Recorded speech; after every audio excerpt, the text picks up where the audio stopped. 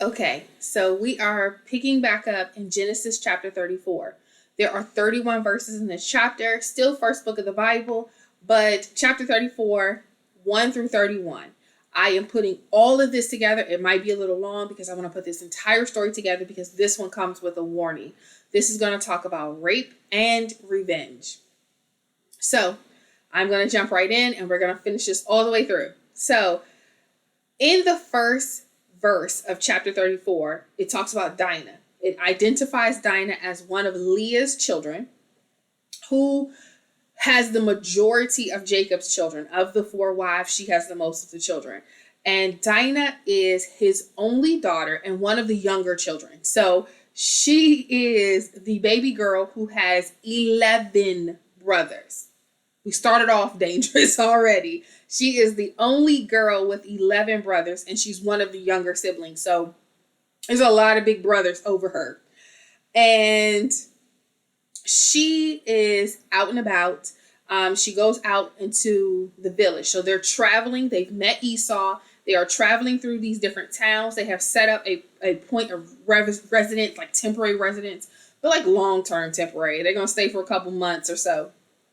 And she goes out to visit the women. She lives in a house full of boys.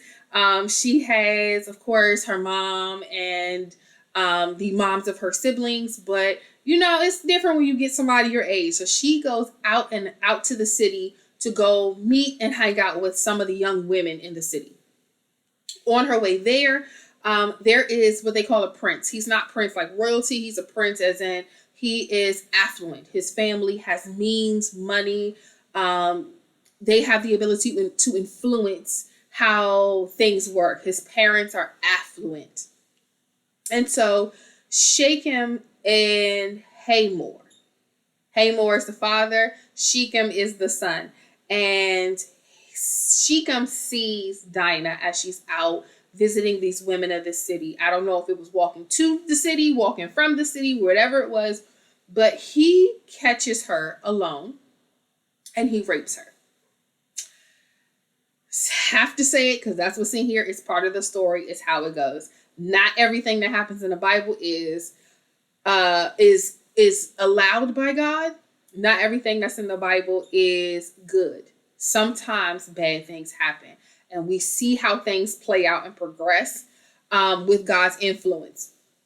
And this is one of those situations. So she is taken and she is raped. And I want to point out something very interesting that I saw in verse 3. So we 3 verses in and foolishness is already abounding. It says in the King James that his soul clave to her and he loved her and he spoke kindly to her. This is foolishness. So I want to say right now, ladies, I don't care what his words are. If his actions are harmful, leave.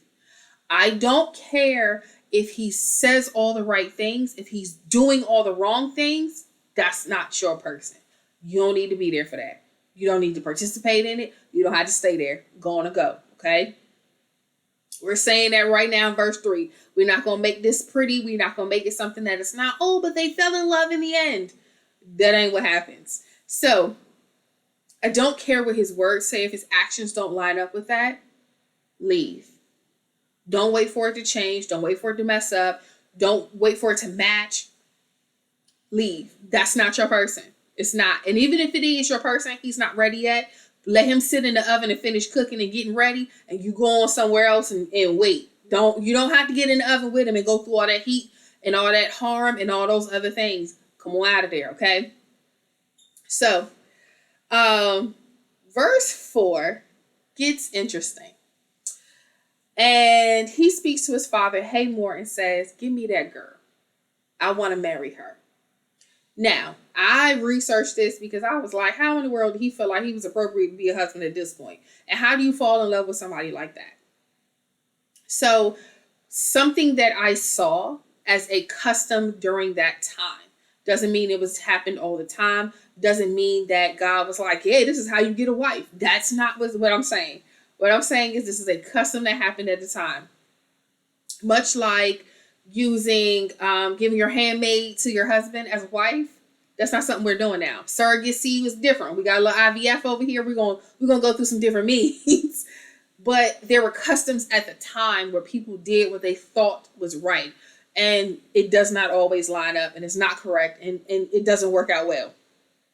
But that custom at the time that I'm talking about was that men would find young women, decide that they wanted to be with them, decide that they wanted to marry them, and they would rape them, because at that point the woman has been defiled, or this woman is damaged at this point. And so now he can come in and be the hero and say, oh, I'll take that woman off of your hands that nobody else wants. And it was also, people misinterpreted some laws later on that were, if you take a woman, that you're responsible for her. And so they use that as an excuse or a way to kind of circumvent the standard, meet her father, get permission, pay the bride price, have a conversation with her, and allow her to agree. She has to choose these husbands. They don't just pick them for her. The woman does have the opportunity to say no. Some situations they might have been pressured a little bit, but they do get an opportunity to choose. We saw that when the servant went to go get the bride for Isaac. They were like, do you want to go? She was like, oh yeah, I'll go. And so she gave her decision. She made her choice. So that custom that I'm talking about was that they would go in and they would rape these women, and that would be a way for them to start the negotiations, or make it so that the father could not promise her to somebody else, and he would have the opportunity to have her as his wife. So I don't know if that's what he was planning. I don't know if that was a custom for this particular time, or this was what he had going on, but it kind of looks the same. So he tells his dad, hey, I want to marry this woman. Go get her for me. So the father comes and they have this chat. And while they're talking and traveling to meet Jacob, Dinah has gone home and told her daddy what happened. And she went and she told her dad. And at the end of verse 5, it says her brothers were in the field. Her brothers were out working. They were driving the cattle. They're watering sheep. They're doing all those things. And Jacob holds his peace. And that bothered me a little bit, because I was like, come on now, daddy. You got one daughter and you just going to sit back quietly. You don't have anything to say. And then I remembered Jacob and who he was. He was quiet when his mother had a plan to steal the blessing from Esau using him. He was quiet when his uncle was going back and forth and tricking him on which type of sheep he could have. He was quiet when his uncle gave him Leah instead of Rachel, even though that was the agreement. He was quiet when his uncle was like, fine, I'll give you Rachel, but you got to work 7 more years. That wasn't the deal. He never really stood up and put his foot down and operated in authority. He kind of moved with what other people were doing. And he sat back and he didn't really have, he had that backbone that you kind of look for. I didn't see that in him. So this was kind of on pace with who he was. And so Hamor and his son Shechem come in and they meet Jacob. They sit down, they talk to him, and they was like, hey, my son loves your daughter. He wants to marry her. I understand, things went down a little funny, but here we are to make this right. And while they are talking, the brothers have come back in from the field. I don't know if it was the end of the day. I don't know if it was just time for them to come, or if they knew something was going on, so they came to check in. But when they get here, they realize what's going on. They hear about what happened to their little sister. And they come and step into negotiations. And they were like, okay, we ain't here marrying off our sister. So they come in and they're overhearing and have joined the room where this conversation is happening. And Hamor is negotiating. And what he's saying is, hey, you should be one of us. We know that, you're a foreigner, you're traveling by yourself. It's just you and your family. I see your sons. I see their families. I see your wives. You have cattle and all these other things. You're living outside the city. Why don't you just come and be a part of our city? Become a citizen of our area. And you can trade and you can do all these other things so much easier. You're already buying land here. You were planning to stay anyway. So it's going to work out. Let's do this. And so he is holding this conversation as though there's not an offense in the room. There's not an issue between them. He's holding a regular negotiation.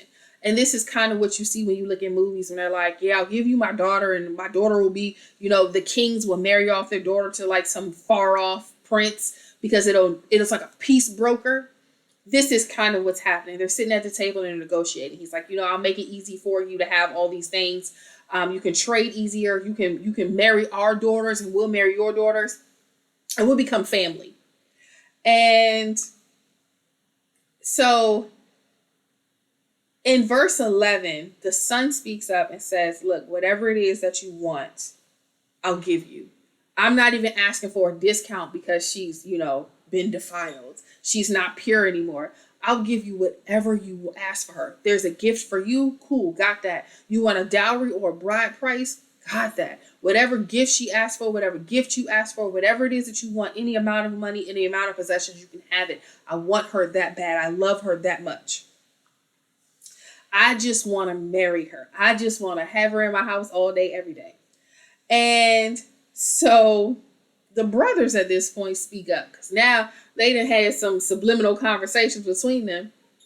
And they speak up and say, and it says in verse 13 that they answered deceitfully. They have already started putting their plan into action on how they're going to avenge their sister. Because my dad is holding his peace, but I'm getting ready to hold a different type of peace. So in verse 14, they're like, look, what you asking for can't be done because we're all circumcised. We're Hebrew. Y'all know we Hebrew. We're all circumcised and we're going to be circumcised. So in order for our daughter, our sister, to be married to one of your men, you all have to be circumcised as well. We are under a covenant with God and we can't let her leave this covenant. So you guys are going to have to enter the covenant. Now, this circumcision is a covenant between God and the descendants of Abraham. And this covenant is so that they are held under God's blessing and God's protection. He didn't say you could just let whoever you want in, but these people don't know that. They don't know that there's not some super special situation that comes up from this. And so they're like, hey, we'll do it, but every man in your city has to be circumcised. We're all circumcised. Now, according to the rule, they get circumcised at 8 days old. Most people who have had a son who was circumcised in a hospital, a little Vaseline. I don't know if they use alcohol now, but a little Vaseline and it's okay after a couple of days. You give them about a week to heal and they're okay. But as an adult man, there's got to be a whole different situation. It is a whole problematic situation. And so they are being asked to do this. And the brothers are promising, hey, yeah, we'll marry your daughters. If y'all get circumcised, we'll marry your daughters. We'll come and we'll trade with you guys and we'll, it'll be nice. We'll be a part of your family. We'll be a part of your city. We'll all be people together. And they agree. And they agree. And they were like, as a promise of this, let's take Dinah with us. Let us have her now. It's good faith. He's gonna marry her. He's gonna do right by her. We're gonna get circumcised. Everything's gonna be perfect. Let us go ahead and have her with us now because I can't stand to be away from her. This guy just wants her that bad. And so they go back to their city. And at the city gates is where the men of affluence would stand. They would sit, they would hold conversations. They would meet traders as they would come into the city. They would meet people as they were getting ready to leave. They would see the messengers as they were coming because, there's no cell phone. So people are just ripping and running with messages.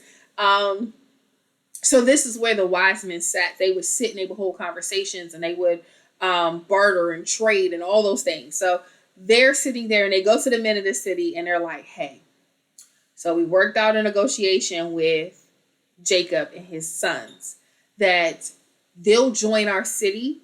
And when they join our city, now their wealth is our community wealth. Their sheep, their cattle, their oxen and donkeys, their people and servants, their wealth belongs to us now. and my son got a wife. Like, this is an amazing deal for us. The only thing they want us to do is get circumcised. So, like, what's a little snip of the foreskin if it means that we're going to get so much more in return? This man is out here churning out sons that are healthy and whole and all of this. So this is a valuable person to be here. Like, he's going to be massive in people very soon. He has 11 sons. If they get married and each just have 2 sons, like, they're going to outnumber us in a couple years. So they're like, hey, let's bring them on. And so everybody agrees because they are looking for the benefit to them. They see this as a small thing. Getting circumcised, I don't know anything about your God. Getting circumcised isn't that big a deal. It's a couple of days to heal. And then we get all of his wealth. And so everyone gets circumcised. They said, let's not waste no time. I want to marry her. Let's do this and get this over with because I got to heal so I can go enjoy my wife. And in verse 25, it says, and it came to pass on the 3rd day when they were sore. After they were circumcised in the healing process, 3 days have passed since this happened. They are right in the thick of things, and they are in this healing. They are at the point of healing where they are sore. It is difficult to move quickly. It is difficult to run, stand, jump, or fight. And every man in their city is equally incapacitated. And it says that 2 sons of Jacob, Simeon and Levi, her brothers, her big brothers was like, absolutely not. Y'all thought we was playing, but we're not. How dare you? And so they come in and they kill all the men. All of them. Every last one, because the rule is you get circumcised at 8 days old. So everything male is murdered. Everything. This is the get back. You came in here and felt like it was acceptable to treat my sister like this, to defile her, to hurt her, to injure her, and then had the nerve to walk into my daddy's house and ask, will I allow her to remain in the hands of an abuser? Big brothers all over the world, please do not do this. Let the Lord fight these battles. Well, let the Lord and the courts fight these battles. Don't end up with everybody in jail because who's going to protect her in the next situation if you're not around? If you feel like you got to step in and you got to do something, remember that there is still a tomorrow that you are protecting her for. Remain in a position to continue to protect her. Okay, so they took everybody out. Every male. It literally says, and slew all the males or killed all the males. They got their get back. And so I think they one-upped them a little bit and went a little further than this one person did. So one person damaged a member of their family and they took out an entire city. Because if you don't have males in this city who will pick up a sword and fight, you have a lot of women and children left who are probably going to give you a real good fight, but may not be able to strike the type of damage that needs to be done given that situation. And so it says in verse 26 that they went in and they killed Hamor and his son Shechem, and retrieved their sister. They brought her home. She did not get injured in the fray. She did not become a slave. She did not become any of those things. She came back home. Her brothers took care of her. They provided for her. They understood what was going on. And so in verse 27, the remaining sons of Jacob, the 9 that did not participate in this destroying of an entire city, came in and they spoiled the city. Spoiling the city is coming in and taking everything of value out. They took food. They took wealth, gold, silver, valuables. They took nice clothes. They took the best cattle. They took the women and children. They were part of the spoils of this. They took the women and children and made them servants. They would sell them off into to other countries, and these women and children will become servants in these other countries. It is what you see happen. It says that they took everything that was in the city and what was in the field. They took the food, they took the corn off the stalk. They didn't leave nothing behind. They spoiled this city and they took it as for theirs in avenging their sister. You allowed one person to harm our sister and then come in our house and ask us, can she come stay forever? And when we said, hey, we'll do it under these circumstances, you allowed your greed to get the best of you. And instead of saying, hey, you were dead wrong for hurting her in the way that you did, you were dead wrong for what you did, and calling that father out and that son out for allowing it. Calling the son out for doing it and the father for allowing it. Instead of doing that, y'all jumped on board. So everybody's guilty. And so they took everything out of there. In verse 29, it says, all their wealth and all their little ones and their wives took captive and spoiled even all that was in the house. They took the dishes out the sink. They took the jewelry out the jewelry box. They took everything. There was nothing in there that they did not take. Wives, women, children, they were held captives. They were male servants. They were sold off into slavery, like I said. And so, in verse 30, all these verses, everything that has gone down in verse 30, Jacob says to Simeon and Levi, he finally speaks. He finally releases his peace. You have caused so much trouble. You've now made our family stink. Or you made us odious. I like the word odious.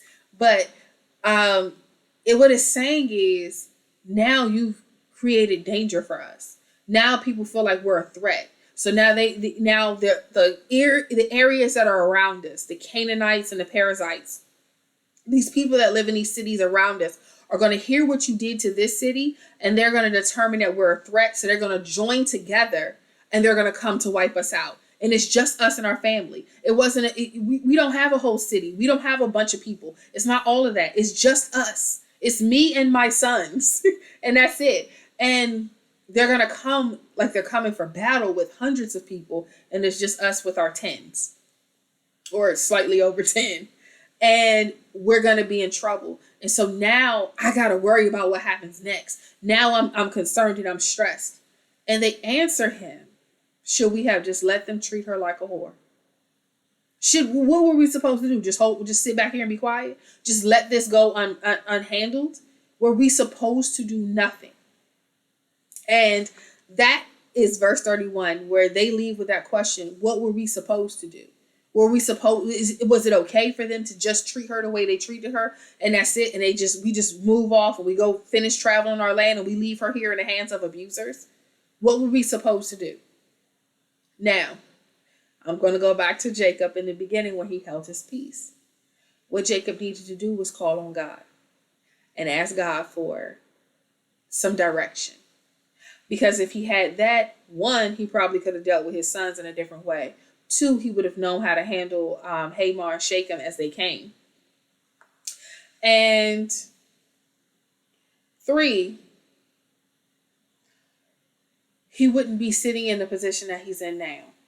Parents, we have a responsibility to manage our children. There is not a point where our kids get grown and they are just out on their own. Oh, he 18 now, I can't tell him nothing. You crazy, you in my house? Do you live in my house? Then these rules are still rules. That didn't change because you got older. What changed is the way we're going to have a conversation about it. That's about it. That's the only thing that's going to change is the way we're going to have a conversation about how you're going to follow these rules. But there is a responsibility to rear our children in a particular way. There is a responsibility to be involved and active in their lives so we know what's going on. We know where they are. We know what they're thinking. When I'm sitting in a room and my girls get to doing these kind of special blinks and head nods, I know something's up. I see y'all trying to talk without words. It's not working. Go on and say it out loud because I see the communication happening. The answer's already no. You can't do it. But we as parents have a responsibility to parent, to be aware of what's going on. and to make sure that when something happens, we teach our kids how to appropriately respond. Not everything requires an escalation in anger, in violence, in response. Not everything requires that. Now, I'm not Jacob. I'm not in this situation, so I can't tell you how I would have handled it, but I don't like it. I don't like what anybody did here. But I want to remind us that God is capable of managing things. God is capable of getting people back without needing our help. And we got to understand, while we are holding our peace like Jacob, that we are able to sit back, relax, and allow God to answer our prayer to be avenged, or a prayer for revenge, so that we don't feel like we got to be out here, smiting people all day and every day. This is a busy, nasty thing, because what if these other cities did come to fight them? Then they're going to be at war for the rest of their lives. It's not worth it. And we have a responsibility to protect each other. She had 11 brothers when she walked into the city by herself. She had 11 brothers when she was out there. The time is before something happens, not after. And remember, if you are ever in a situation like this, one, I don't care what he's saying. I don't care how nice it is. If it ain't right, leave it alone. If his words and his actions don't match, leave it alone. Then, if you are in a situation where something has happened, tell somebody. Tell somebody you trust that's not gonna fly off the handle, because we don't need no avengement like this. Don't take out a whole city. And if you are the big brother, the dad, the cousin, the mom, the uncle, the aunt, whoever it is that somebody comes to tell you that something's going on, remember, if you protect them in a way that puts you behind bars, if you protect them in a way that may not allow you to see any more days, if you protect them in that way, who's going to protect them tomorrow? You got to use your head. You got to find a way to help them, but at the same time, not put yourself in a bad position to where you're not available to be helpful to them in the future. Okay, so quick recap, and we're going to shut this down. Dinah is out visiting the women in the city. She is accosted by one of the young affluent males in the city, and he rapes her. She returns home and tells her family what happened. Her father hears and holds his peace. Her brothers are out in the field. When they return from the field, they hear what happened, and they start to devise a plan. The man who raped her and his father come to visit, and they ask, can they marry her? Well, not they. Ask if the son can marry her. And can this abuser have her as his wife? And they negotiate. And the brothers come in from the field. They have this conversation. And they negotiate this deal that seems too good to be true. We can marry into each other's families. We can share all our possessions and wealth. We can trade and we can do all the things that we need to do. But you have to be circumcised, because they are devising a plan for revenge. And so the men of that city are talked into it, and all the men in the city get circumcised. And on the third day, when they are good and sore and unable to protect themselves, Levi and Simeon, two brothers of Dinah, come in and murder every man in the city. Not saying man, male. Every male in the city. And so women and children are taken captive. The brothers come in and take everything of value out of the city. The whole city. All the men, not just one family, all the men in this entire city.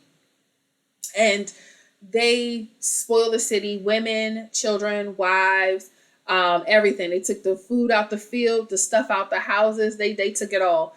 And they walk away from that. When Jacob, the father of Dinah, finally speaks, he says, you shouldn't have done this. Like, you made the situation worse. So now there's other cities around who are going to hear what you did, and they're going to feel like we're a threat to them. So they're going to join forces. And so instead of it being a small city of a couple hundred people, it's going to be 3 small cities that now have reached thousands.